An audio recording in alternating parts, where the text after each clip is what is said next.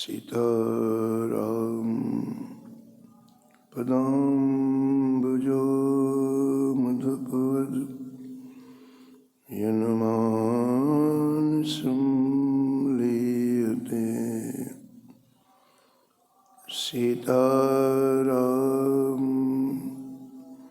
गुणावली निशिदिवा यज्जीवया पीयते। सीताराम विचित्र रूपमनिशं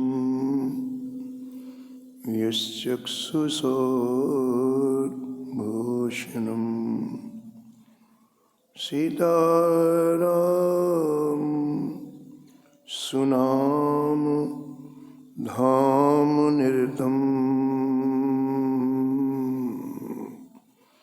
तम सद्गुरुं संभजे।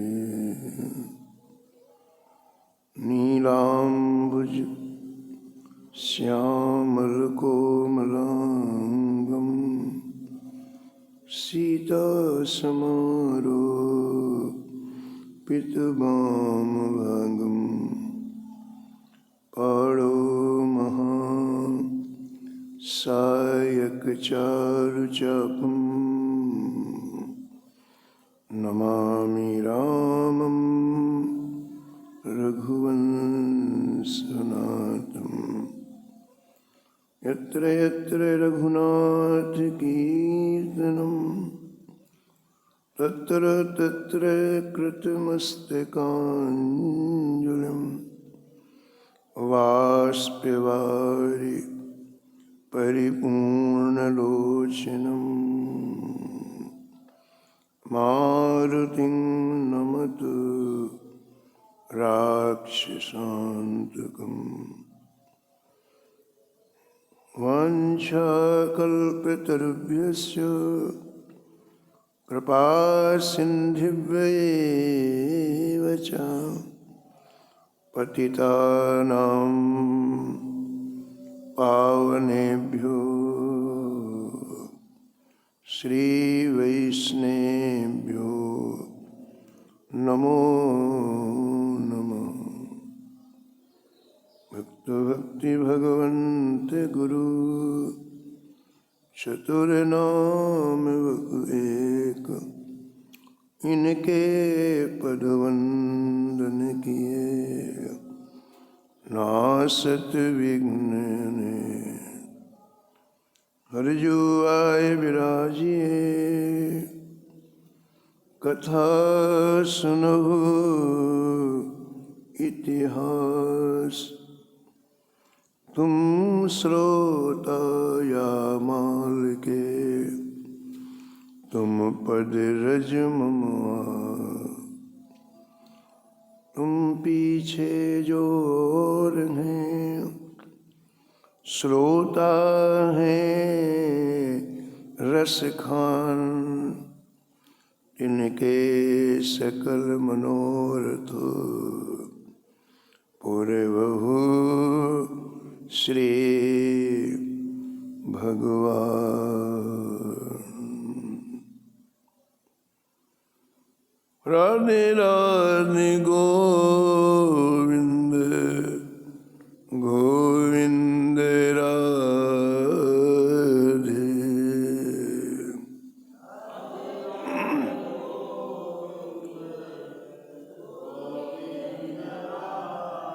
राधे राधे गोविंद गोविंद राधे।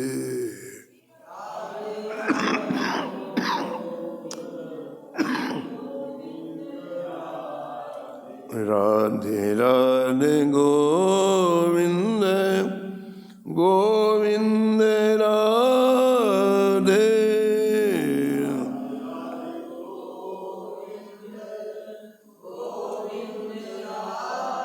राधे राधे गोविंद गोविंद राधे।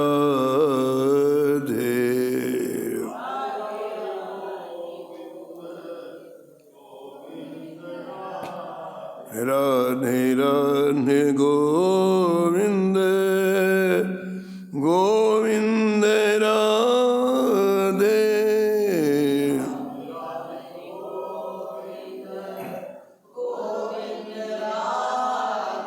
राधे राधे गोविंद गोविंद राधे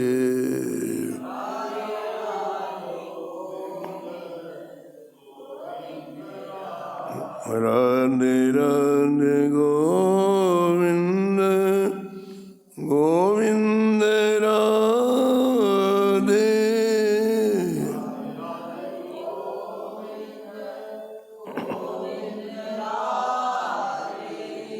गोविंद राधे बोलो गोपाल राधे गो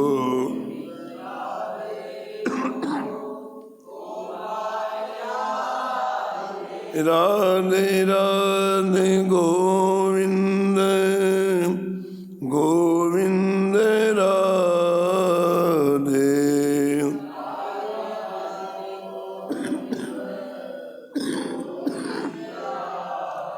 राधे राधे गोविंद गोविंद राधे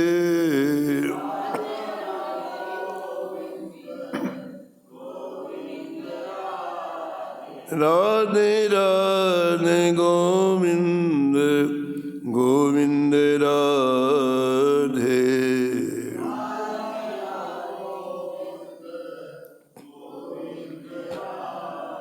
गोविंद राधे बोलो गोपाल राधे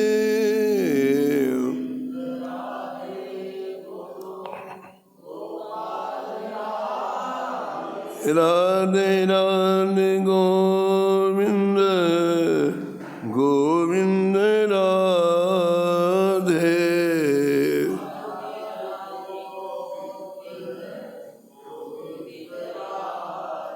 राधे राधे गोविंद गोविंद राधे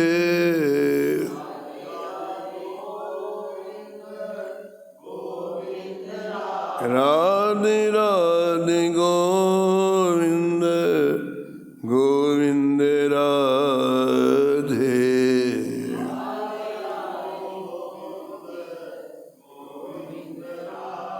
राधे राधे गोविंद गोविंद राधे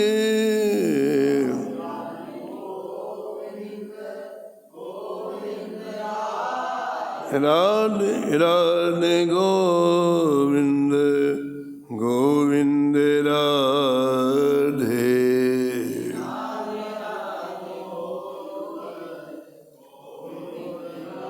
राधे राधे गोविंद गोविंद राधे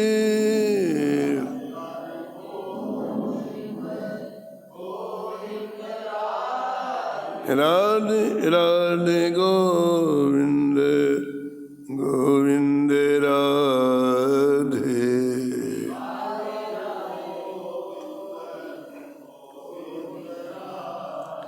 राधे राधे गोविंद गोविंद राधे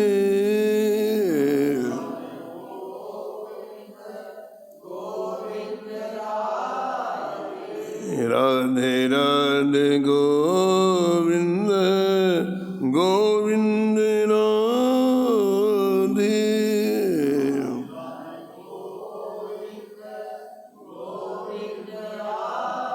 गोविंद राधे बोलो गोपाल राधे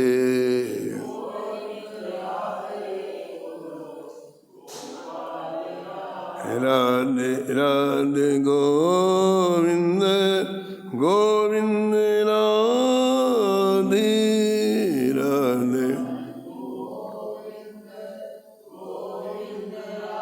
गोविंद राधे बोलो गोपाल राधे।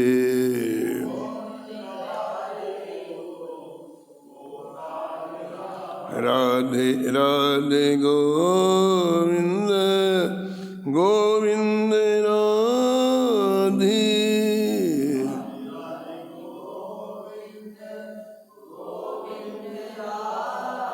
राधे राधे गोविंद गोविंद राधे।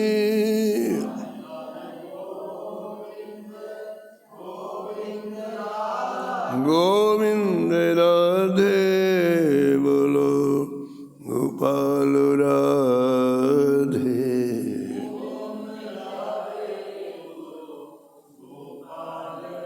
राधे राधे गोविंद गोविंद राधे।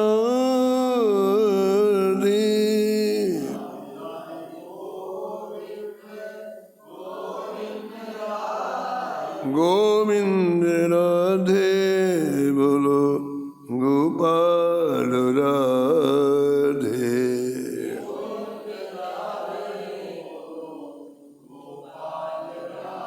राधे राधे गोविंद गोविंद राधे।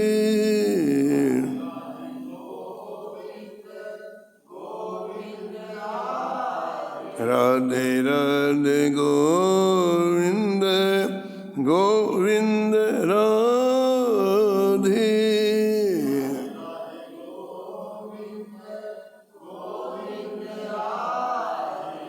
श्री जानकी वल्लभ लाल की।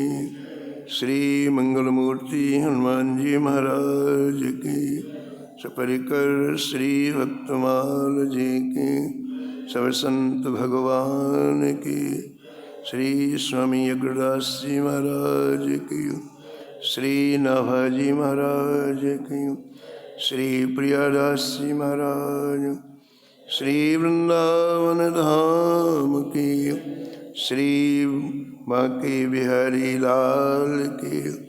श्री राधा वल्लभ लाल की। श्री गिरिराज जी महाराज की।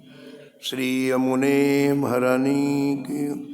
श्री राम नाम महाराज। श्री महाराज जी जय जय श्री राम।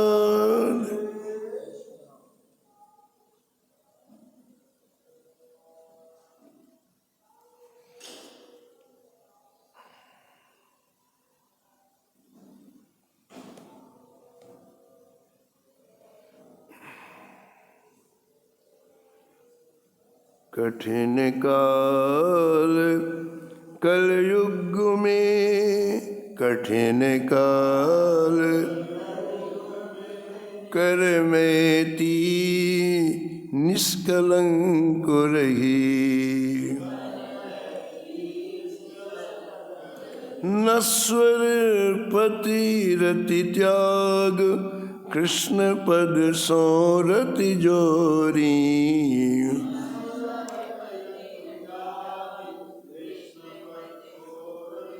सवै जगत की भास तरक तिनका जो तोरी।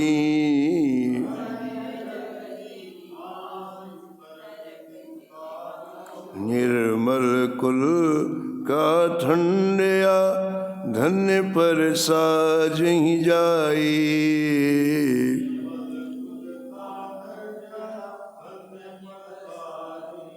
विदित वृंदावन वास संत मुख करत बड़ाई।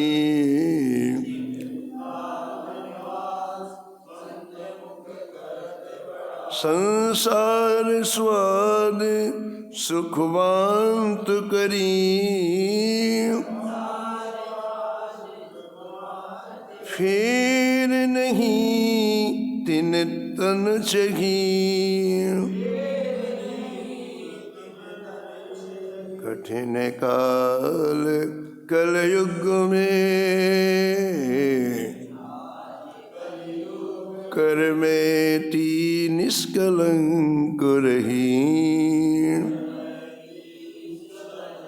कर्मेति निष्कलंक रही। प्रातः स्मरणी परम बंदनी श्री भक्तमाल के रचयिता श्री नवा गोस्वामी जी इस चप्पे में परम भक्ता श्री कर्मेति जी का स्मरण किया है और निष्कर्ष के रूप में कहते हैं कि ये कलिकाल का समय चल रहा है और इस कलिकाल में बड़ा कठिन समय है। कठिन का तात्पर्य है जहाँ मन स्थिर न हो, बुद्धि स्थिर न हो, चित्त स्थिर न हो। और ऐसे युग में जहाँ कलयुग ने सबके मन में अपना प्रभाव जमा रखा है, चित्त में प्रभाव जमा रखा है, बुद्धि में प्रभाव जमा रखा है, ऐसे युग में किसी का जीवन निष्कलंक निकल जाए, ये बहुत बड़ी बात है। इसलिए कर्मेति जी मात्र 15 वर्ष की आयु में गृह त्याग किया और इतना सुंदर जीवन इनका, इतना पवित्र जीवन इनका रहा कि नाभाजी महाराज ने विशेष रूप से इस बात का उल्लेख किया कि इस कलयुग में कर्मेति जी निष्कलंक नहीं, जीवन में कोई कलंक नहीं, कोई किसी तरह के कलयुग का प्रभाव आपके मन में नहीं, बुद्धि में नहीं, चित्त में नहीं। ऐसा पवित्र और पावन जीवन आपने व्यतीत किया। ये कब संभव है? इस कठिन कलिकाल में व्यक्ति का जीवन पवित्र हो, पावन कब संभव है? जब वह ठाकुर जी का आश्रय ले ले, अपने पुरुषार्थ से नहीं, अपने बल से नहीं।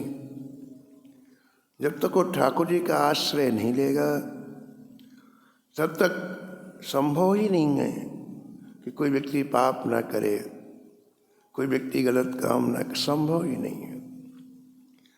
एकमात्र श्री ठाकुर जी का आश्रय ही एक ऐसे अकेला है जिसमें व्यक्ति सुरक्षित रहता है, जिसमें कली के मनों का प्रवेश नहीं होता है, कली के विकारों का प्रवेश नहीं रहता है। यहाँ नाभाजी महाराज जी कहना चाहते हैं कि यद्यपि कलयुग का समय बड़ा कठिन है। एक संत हुए हैं श्री नागरीदास जी, उन्होंने लिखा है, आयो महाकलयुग घोर। अरे भैया, बड़ा घोर कलयुग आ गया। धर्म धीरज उड़ गए, जो पात पौन झकोर। अब कलयुग में धर्म नहीं रह गया, अब कलयुग में धैर्य नहीं रह गया।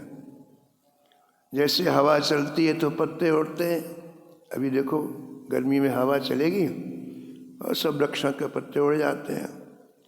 ऐसे संसार से धर्म चला गया, धीरज चला गया। मिटी सजनन सुहृदताई, रहो स्वार्थ एक। अब सज्जनता समाप्त हो गई कलयुग में। लोगों के हृदय में दूसरों के लिए स्थान रहता था, सहृदयता रहती थी। इसलिए पहले कोई व्यक्ति तीर्थ यात्रा में जाता न तो कुछ खाने पीने को ले जाता, न उसको ठहरने की चिंता होती। जिस गांव से निकलता वहाँ के लोग हाथ जोड़ के प्रार्थना, भैया यहीं रुक जाओ, रात्रि हो गई है। अपने यहाँ रोकते भोजन का। अपरिचित व्यक्ति को इतनी सहजता रहती कि पहले के ज़माने में किसी को पोटली बांध के नहीं जाना पड़ता था, न किसी को रुकने की व्यवस्था करनी पड़ती थी।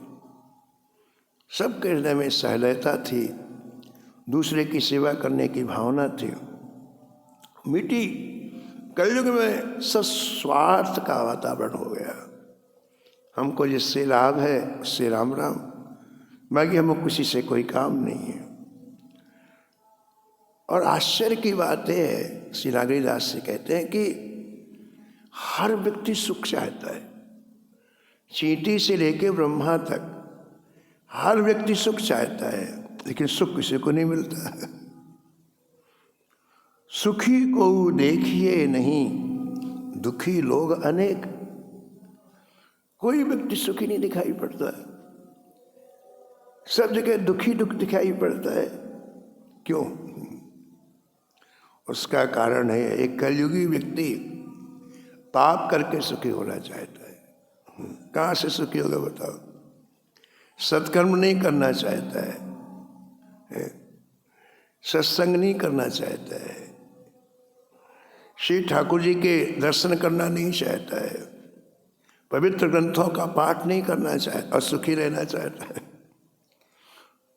दुनिया के उल्टे सीधे काम करके सुखी कैसे सुखी होगा? इसलिए सुख मिलता ही नहीं है। प्रयास तो है सुख प्राप्त करने का, लेकिन दुखी लोग अनेक। कलयुग में सारी सृष्टि के लोग दुखी रहते हैं। लीत कली कलमस दबाए, जाइए कहाँ भाग। कली के कलमस, काम, क्रोध, मद, लोभ, मोह, ईर्षा, द्वेष, पाखंड, दंभ, ये कली के कलमस है। जैसे राजा होती है, राजा की सेना होती है, तो कलयुग तो राजा हो गया, उसकी ये सेना है। और राजा जहाँ कहता है सेना वही डेरा डाल देती है। तो इस सेना ने सबके हृदय में डेरा डाल दिया, सबके हृदय। और ये सेना जैसे नचाती वैसे व्यक्ति नाचता है। एक बार जगतगुरु रामानंदाचार्य जी ने कलयुग से पूछा, तो भाई तुम कैसे शासन करते हो, कैसे शासन करते हो? कलयुग ने कहा, महाराज मेरे शासन करने का तरीका सबसे अलग है। मैं कहीं नहीं जाता, अपने सिंहासन पर बैठा रहता हूँ। मेरा एक प्रधानमंत्री है जिसका नाम है अहंकार। मैंने अपने प्रधानमंत्री से कहा, जाओ सबके हृदय में बैठ जाओ। अब वो अहंकार जीवमात के हृदय में बैठा हुआ है और वही मेरा काम कर रहा है। जहाँ अहंकार रहेगा वहाँ काम भी आएगा, क्रोध भी आएगा, लोभ भी आएगा, मद भी आएगा, मोह, सब इसके बेटे पोते नाती हैं, अपने परिवार वाले के पास सब जाते हैं। इसलिए गोस्वामी जी ने मानस में लिखा कि ये जो जन्म मरण का चक्कर है, भव सागर में आने का चक्कर है, इसके मूल में अभिमान है। अगर अभिमान चला जाए तो व्यक्ति परम विश्राम को प्राप्त कर ले। संस्कृत मूले अविद्यानां,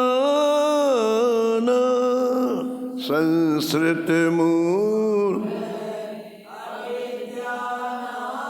सकल शोक दायक अभिमान,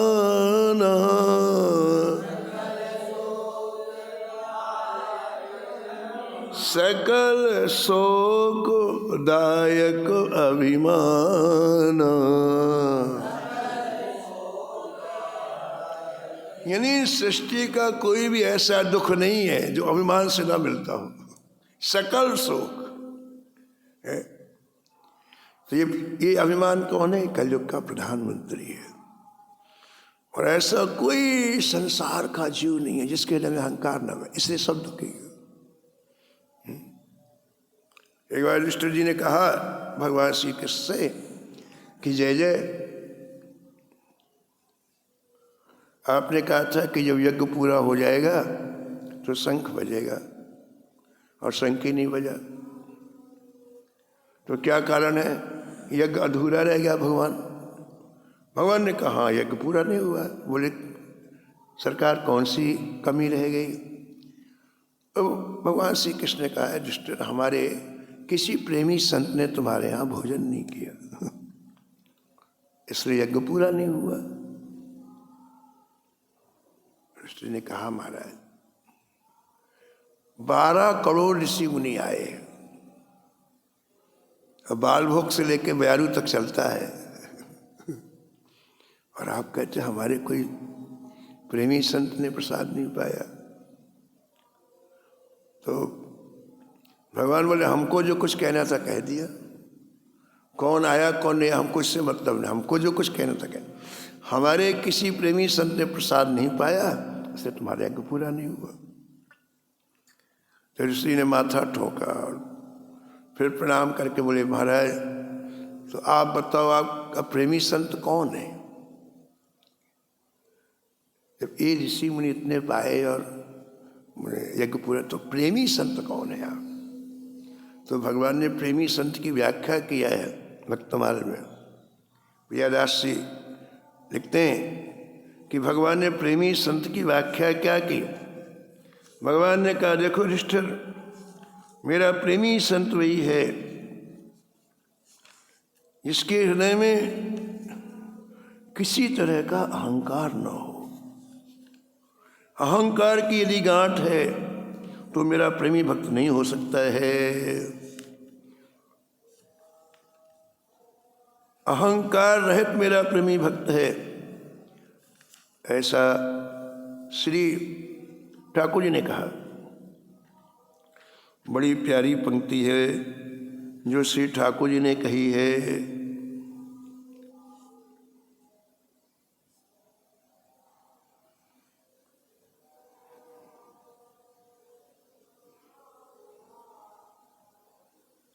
बोले कृष्ण देव या को सुनो सब भयो, बोले कृष्ण देव या को सुनो सब भयो, ए पे नीके मान लेओ बात दूरी समझाइए, एक नीके मान लेओ दूरी। बोली एक गुप्त बात है, लेकिन मैं तुमको बता रहा हूँ, दूरी माने गुप्त। भागवत संत रसवंत को जेवो नाही,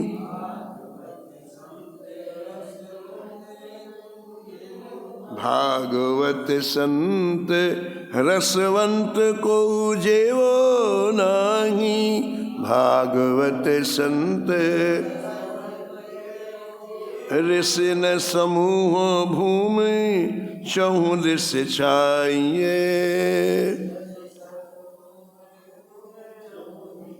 चहुँ दिस छाइए।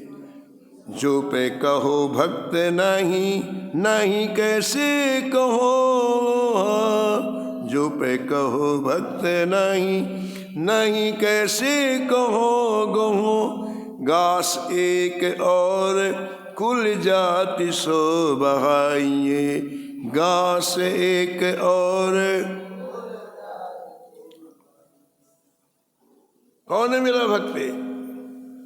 भगवान बोलते हैं इस पंक्ति में, दासन को दास अभिमान की न बास कहूँ, दासन को दास, दासन को दास अभिमान की न बास कहूँ,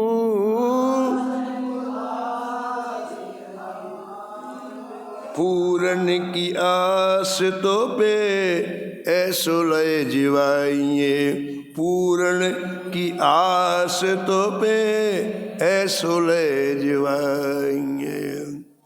जिसके लिए मैं अभिमान रहा हूँ वो मेरा दास है।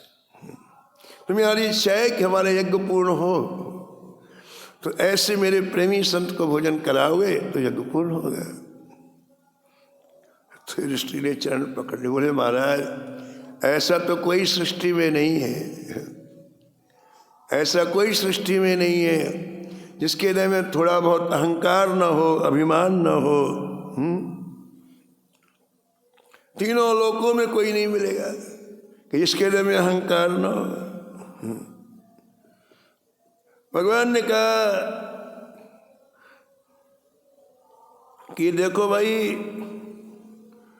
ऐसा प्रेमी भक्त तुम्हारे ही नगर में है, लेकिन यदि मैं बता दूंगा तो वो नाराज हो जाएगा। ऋषि ने चरण पकड़े, बोले महाराज हमारा यज्ञ पूरा करा दो, आप कैसे भी करके, यज्ञ अधूरा है, पूरा करा दो। बोले ठीक, तो जाओ तुम। सुपच वाल्मीकि नाम है उसका, और उसको बुला के लाओ, उसको भोजन कराओ ठाकुर जी, तब यज्ञ पूरा होगा। तो ऋषि जी ने कहा अभी संदेशा भेज देते हैं महाराज, कहाँ रहता है पता बता दो। भगवान ने कहा युधिष्ठिर सावधानी पूर्वक सुनो हमारी बात, और सावधानी ये है कि उनमें अहंकार बिल्कुल नहीं है, और तुम में अहंकार की ठसक होगी तो कभी नहीं आएगी। जिनमें अहंकार नहीं है उनको बुलाने के लिए तुम्हें जाना है, और तुमने राजा पने की ठसक हो कि हम इतने बड़े साम्राज्य के राजा हैं, वो कभी नहीं आएंगे। तो तुम्हें भी अहंकार छोड़ करके ही सब काम करने होंगे, है ना। किसी तरह की ठसक रखोगे तो नहीं आएंगे वो। इसलिए बुलाने नौकर नहीं, तुमको स्वयं को जाना है। अर्जुन भीमसेन को भेजो बुलाने के लिए उनको, और इतना ही नहीं, कुटिया में जाने के पहले कुटिया के बाद 108 बार प्रणाम करो उनकी, और वहां जाकर के दैन्यता पूर्वक बात करना, बिल्कुल दीनता पूर्वक बात करना। कहीं भी यदि अहंकार की झलक आ गई तो फिर वो नहीं आएंगे। अपने को छोटा मानना हृदय से, केवल दिखाने के लिए नहीं। कई लोग लंबा हाथ जोड़ते, इतना अंदर इतना अहंकार रहता, पूछो, ये दिखाउल नहीं चलेगा। वहां अंदर से अपने को छोटा मानना और विनम्रता पूर्वक निमंत्रण देना, ठीक है, तब वो आएंगे। उसने कहा ठीक है महाराज, जैसी आपकी आज्ञा होगी हम लोग वही करेंगे। अर्जुन भीमसेन को भेजा गया सुपच वाल्मीकि जी के यहाँ कि जाओ और लेकर के अच्छी तरह से प्रार्थना करो कि वो अपने यहाँ प्रसाद पाने के लिए आए। तो गए अर्जुन भीमसेन, और देखा महाराज एक छोटा सा घर है, उसमें श्री ठाकुर जी का चित्रपट रखे हुए हैं सुपच वाल्मीकि जी, और क्या ठाकुर जी का गुणगान कर रहे हैं। जेवा गुणगान कर रही है और आंखों से आंसुओं की बरसात हो रही। उन्हें कुछ पता नहीं जहान का, सृष्टि का, कहाँ क्या हो रहा है। बस श्री ठाकुर जी के उस दिव्य रस में डूबे हुए। गद गद गिरा नयन बहनीरा,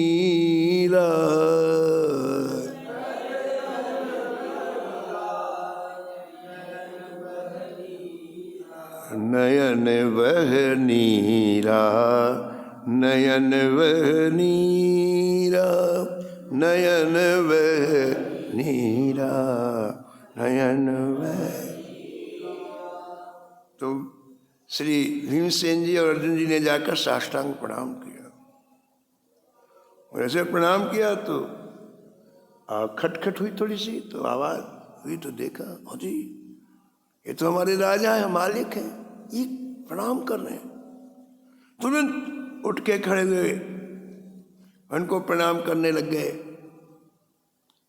अर्जुन भीमसेन ने हाथ जोड़ के कहा भगवान आप ऐसी कृपा कर हम लोगों के यहाँ जूठन डालिए अपनी। भगवान ने सिखा दिया था, तो नहीं कहा कि आपका निमंत्रण है, आप अपनी जूठन डालिए हमारे यहाँ। जब ऐसा कहा तो उन्होंने उनकी दृष्टि हटा के ठाकुर जी की तरफ देखा। आज तक मुझे कोई नहीं जानता था, इन्होंने बताया होगा। तो ठाकुर जी की तरफ बड़ी क्रोध भरी दृष्टि से देखा सुपज वाल्मीकि ने, क्योंकि भक्ति जो प्रकाशित हो जाती है तो फिर कई लोग प्रशंसा करते हैं, और जब प्रशंसा करते हैं तो चित्त प्रशंसा में लग जाता, भगवान से हट जाता है। इसलिए पहले साधु संत अपनी भक्ति को गुप्त रखते थे। जिसकी भक्ति प्रकट हो जाएगी उसमें ग्रहण लगने के चांसेस हैं। ऐसे सूर्य ग्रहण होता है, चंद्र ग्रहण होता है, क्योंकि ये चित्त कई जन्मों से प्रशंसा सुनने का आदी है, कई जन्मों से। और जहाँ लोगों ने थोड़ी प्रशंसा की, हो गया। अब ठाकुर जी गए, अब आज 25 लोगों ने प्रशंसा की है तो कल 50 करें, फिर 500 करें, फिर अब इधर चित्त लग गया, उल्टी धारा में चित्त लग गया। इसलिए गोस्वामी जी ने एक पंक्ति लिखी, लोक मान्यता अनल सम कर तप कानन दाहु। लोक मान्यता यानी प्रशंसा, ये अग्नि है, अग्नि। लोक मान्यता यानी ये प्रशंसा अग्नि है। ये क्या करती है? तुम्हारी भक्ति रूपी पूंजी को जला देती है। कर तप कानन दाह, ठीक है। इसलिए लोग शिव के भजन करते थे, अपने आप को प्रकट नहीं करते थे, तो उनका जीवन बड़ा अच्छा निकल जाता। अब बड़ा मुश्किल है, अब तो व्यक्ति कहीं भी फंस जाता है। तो सुपज वाल्मीकि ने ठाकुर जी की तरफ देखा कि इन्होंने हमको प्रकट कर दिया, अब कैसे होगा हमारा काम, अब भजन कैसे कर पाएंगे। तो सुपज वाल्मीकि ने कहा भीमसेन अर्जुन से, महाराज हम तो आपकी प्रजा हैं, हम तो रोज ही जाते हैं आपके यहाँ झाड़ू लगाने के लिए, पत्तल के कण बीन के अपना जीवन निर्वाह करते हैं। बोले नहीं नहीं नहीं महाराज, आज तो आपको अपनी जूठन गिराना ही है, आज आपको आना ही है और कृपा करें, अनुग्रह करें, हम दासों पर आप कृपा करें। ऐसा बड़ी दीनता पूर्वक बोले जैसी आपकी आज्ञा है। आए, भगवान ने पूछा कैसे निमंत्रण दिया, फिर एक चीज भगवान, यानी प्रेमी संत को भोजन कराना है तो पूरा निर्देशन भगवान श्री कृष्ण का चल रहा है। प्रेमी संत को प्रसन्न करना ये व्यक्ति के बस की बात नहीं है, क्योंकि खुद प्रेमी नहीं है। जब प्रेमी नहीं तो क्या जाने इनको कैसे प्रसन्न करना है। वो तो संसार में रहा हुआ व्यक्ति है, उसके मन बुद्धि चित्त में संसार की वस्तु पदार्थ का महत्व है, वो कभी प्रेमी की सेवा नहीं कर सकता। इसलिए भगवान ने पूरा कंट्रोल अपने हाथ में लिया। इतने लोग आए, भगवान को कोई मतलब नहीं, आओ खाओ पियो जाओ, लेकिन एक प्रेमी संत को भोजन कराना है तो पूरा कंट्रोल भगवान ने अपने हाथ में लिया। एक चीज की दिशा निर्देश दे रहे हैं, तुमको ये करना है, तुमको ये करना है, तुमको ये। तो निमंत्रण हो गया, अब रसोई बननी है। राजा महाराजाओं क्या रसोइये रहते हैं, 100 50 रसोइये रहते हैं, विविध प्रकार के व्यंजन जानते हैं बनाना। लेकिन प्रेमी भक्त इन रसोइयों के हाथ का नहीं पाएगा, भगवान जानते हैं। भगवान ने द्रौपदी को बुलाया, द्रौपदी सम्राज्ञी है, द्रौपदी को बुलाया, कहा देखो एक प्रेमी भक्त को प्रसाद पाना है, और यदि हमारी जीवन के क्षण किसी प्रेमी भक्त की सेवा में लग जाए तो हमारा हो भाग्य।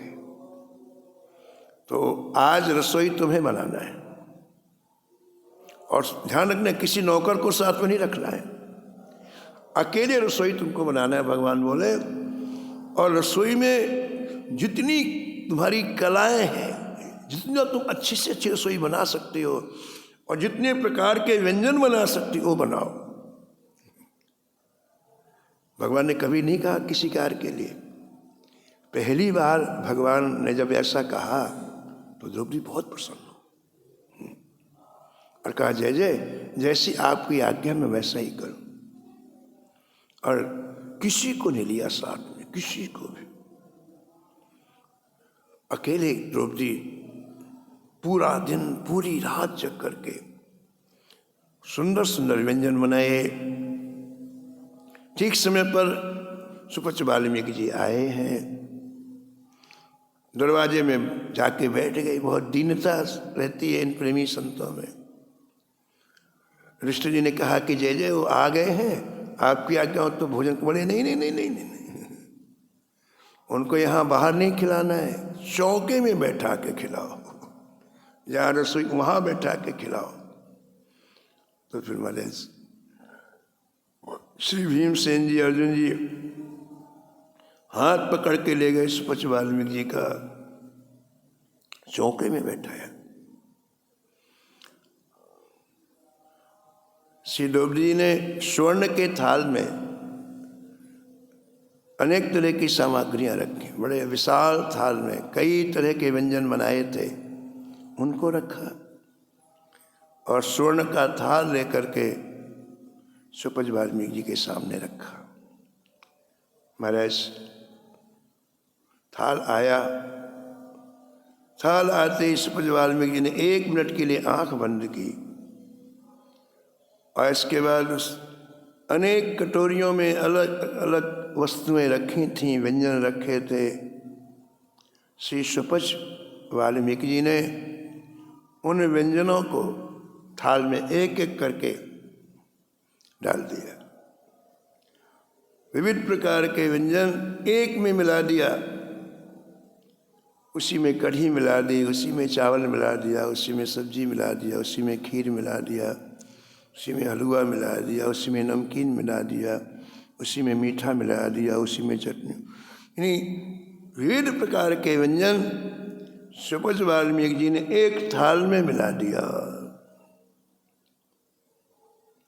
अब देखो आप, पूरी रात जग करके द्रौपदी जी ने रसोई तैयार की, और जो रसोई तैयार करता उसके मन में ऐसा भाव कहीं ना कहीं रहता है कि पाने वाला प्रशंसा करे कि ये चीज़ अच्छी बनी है, ये चीज़ अच्छी बनी है। इनका वहाँ चीज़ का कोई महत्व नहीं हो तो पूरा एक में मिला दिया,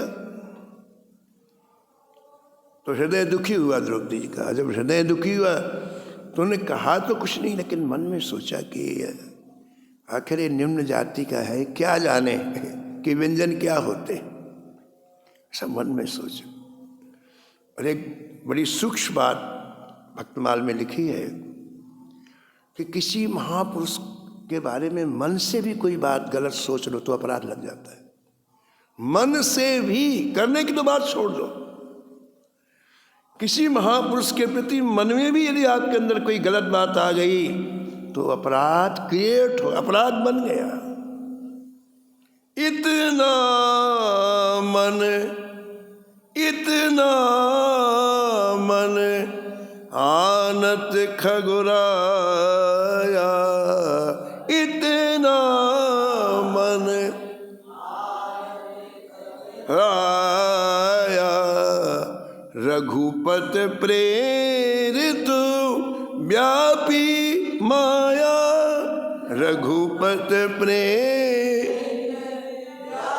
इतना मनु आनत खगुराया, इतना मन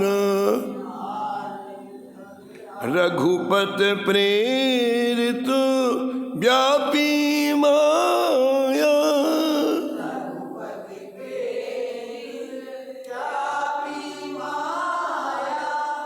मन से भी अपराध हुआ कि कार्रवाई चालू हो जाती है।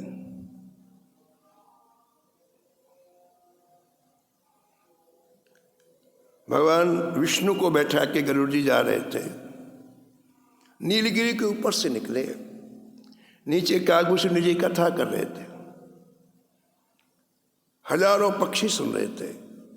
तो श्री गरुड़ जी ऊपर से नीचे देखा और गरुड़ जी के मन में एक बात आ गई, ये कौआ क्या कथा करेगा, बस हो गया काम।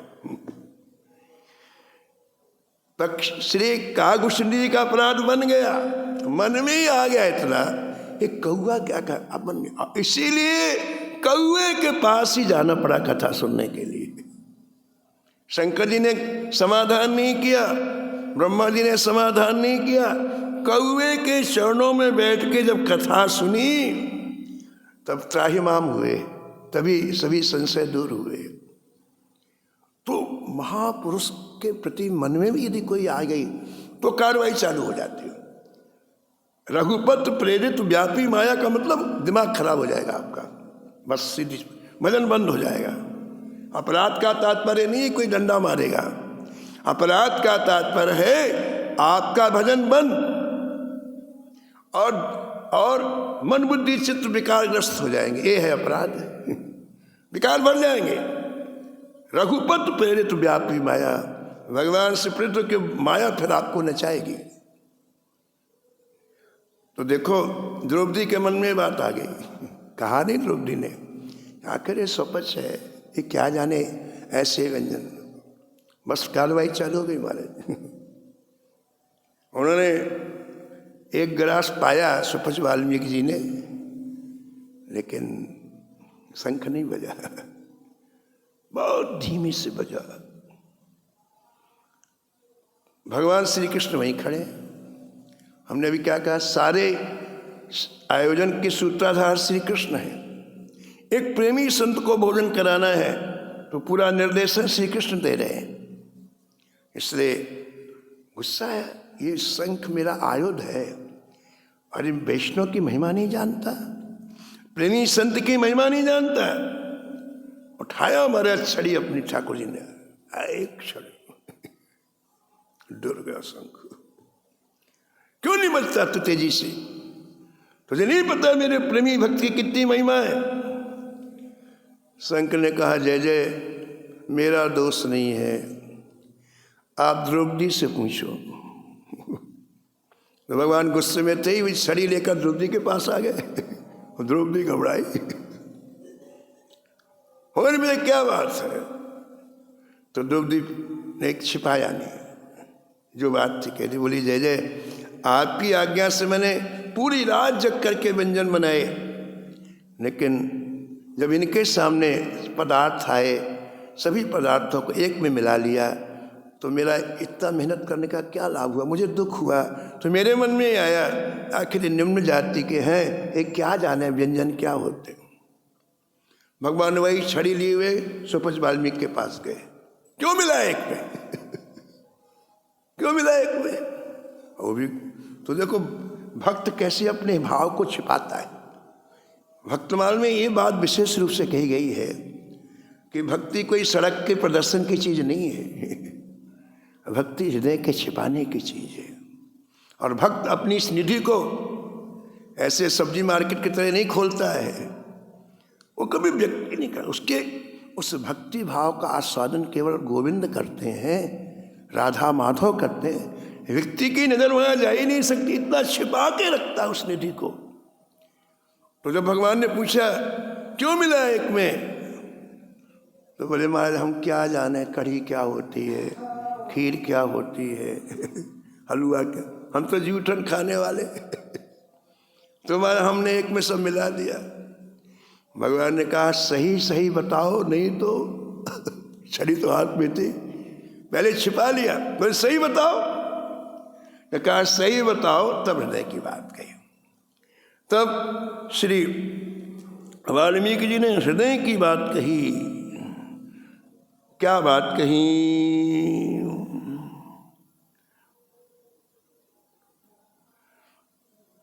पूछे ते कही है वाल्मीकि में मिलायो याते, पूछे ते कही है वाल्मीकि में मिलायो याते, आद प्रभु पायो पाऊं स्वाद उन्मानिए, आद प्रभु पायो पाऊं स्वाद उन्मानिए, स्वाद उन्मानिए, स्वाद उन्मानिए। तो भगवान ने जोर दे के कहा, बताओ सही बात क्या है? तब आज के वाल्मीकि जी ने कहा जय जय, हम आपके दास, पदार्थ के स्वाद का आस्वादन करना ये हमारा अधिकार नहीं है। प्रसाद का आस्वादन करना ही हमारा अधिकार। स्वाद तो आप लेंगे, दिव्य पदार्थों का स्वाद आप लेंगे और प्रसाद हम पाएंगे। और प्रसाद में ये मीठा है, ये खारा है, ये तीखा नहीं, वो प्रसाद तो एक ही होता है। ये रबड़ी है कि ये प्रसाद, ऐसा प्रसाद पदार्थ थोड़ी है। लोग पूछते हैं क्या है, अरे जब ये क्या है तो प्रसाद कहाँ रह गया भाई, जो है वो लो। ये रबड़ी है कि ये पेड़ा है कि ये प्रसाद है। पूज्य प्रभुदत्त ब्रह्मचारी जी फलाहार करते थे, लेकिन बिहारी जी जाते दूध भात का दोना देते उसको पा लेते थे, प्रसाद है। अब ये क्या है, ये अन्न है कि फला नहीं, प्रसाद की बुद्धि खत्म हो गई। सुपज वाल्मीकि जी कहते हैं कि हम दास हैं, हमें स्वाद लेने का अधिकार नहीं है। स्वाद लेने का अधिकार आपका है, प्रसाद लेने का हमारा अधिकार है। ऐसा जैसे कहा वैसे संग तीव्रता पूर्वक बजा और दृष्टि जी का यज्ञ पूरा हो। यहाँ करमेती जी किस प्रसंग में ये कहना चाहते हैं श्री नाभाजी महाराज कि इस कठिन कलिकाल में जहाँ कलयुग का बोलबाला है चारों तरफ, इस कठिन कलकाल में जहाँ कलयुग का बोलबाल चारों तरफ है, ऐसे कठिन समय में करमेती का जीवन निष्कलंक रहा, ये बहुत बड़ी बात है। कठिन काल कलयुग में करमेती निष्कलंक रही। तो यही बात चली थी कि कलयुग ने अपना शासन करने के लिए अभिमान को सबके हृदय में बैठा रखा है, ठीक है। और भगवान कहते हैं कि जब तक किसी के हृदय में अभिमान है तब तक वो मेरा प्रेमी भक्त हो नहीं सकता। ये बात चली थी। मेरा प्रेमी भक्त वही हो सकता है जो अहंकार रहित हो।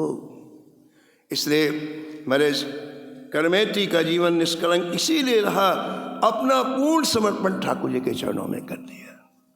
जब ठाकुर जी रक्षा करते हैं तब ये कोई उपाय से नहीं होता है, ये कोई साधन से नहीं होता है।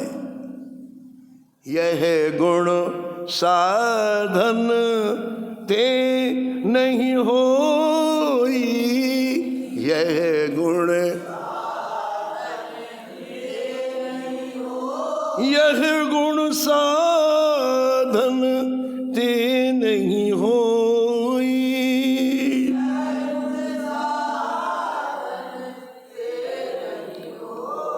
तुम्हारी कृपा पाओ कोई कोई। इस बात में ध्यान देना चाहिए, हर व्यक्ति ऐसा जीवन नहीं जी सकता है। कोई कोई हम लोग को ऐसा करता तो तुम, अरे हाँ बाबा, कोई कोई लिखा है।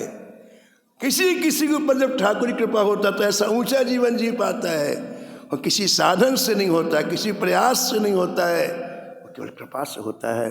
करमेती के ऊपर कृपा थी, इसलिए इस कठिन काल में करमेती ने निष्कलंक जीवन जिया। शेष चरित्र आप आगे श्रवण करें। जय जय श्यामा जय जय श्याम, जय जय श्री वृंदावन धाम।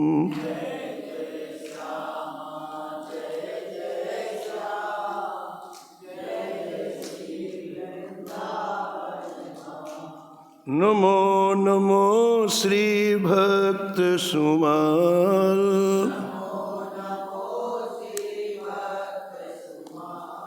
जाके सुनत महात्म नासत, और झलकत राधा नंदलाल। गदगद स्वर पुलकित अंग अंगनी, जय जय जय जय लोचन बरसत अश्वन जाल।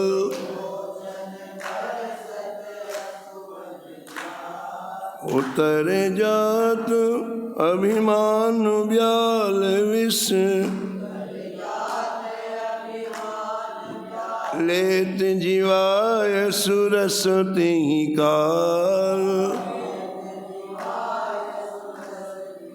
होते प्रीत हरि भक्ति जनन सो, लेत शीघ्र हटि चरण प्रसाद, तजत कुसंग लेत सतसंगति, जय जय भाग जगत को अद्भुत भाल, निशिवासन सोवत अरु जागत, जय जय रोम रोम है करत निहाल, श्री अग्र नारायण दास प्रिया प्रिय, प्रगति जीवन रसिक रसा,